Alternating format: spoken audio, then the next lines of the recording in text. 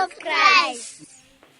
Mwari wangu ndipfuwei, kuti ndibve mukuipa, ndipei zano rakanaka, Rekuita munhu kwaye, ndibve sezviro kwazvo ndichigere pasi pano, Ndipingirwe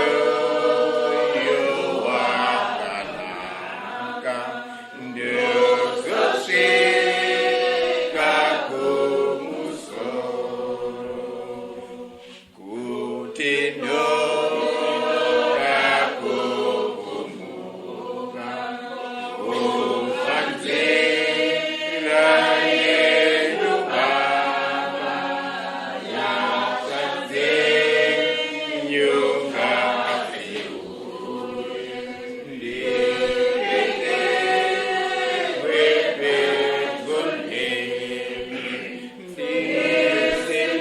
ndisimbise zviro kwazvo ndichigere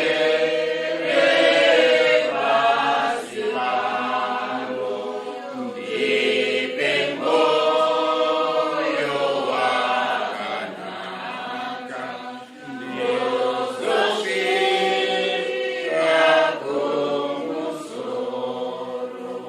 I greet you all in the name of our Lord and Savior Jesus Christ. Wamuri kunzwa achitaura ndi Judith Chiya wepaChitungwiza Church of Christ. As part of our mission at Chitungwiza Church of Christ, we want to spread the gospel on all social media platforms. From the bottom of my heart, I would like to invite you to join us at Chitungwiza Church of Christ every Sunday at 9 a.m. Chitungwiza Church of Christ.